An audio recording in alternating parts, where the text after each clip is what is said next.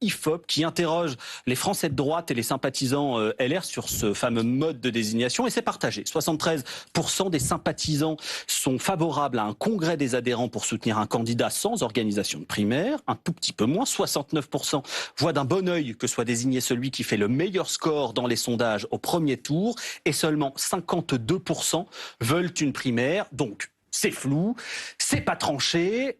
À qui profite quoi, Florian Silnicki, dans ce mode de désignation ?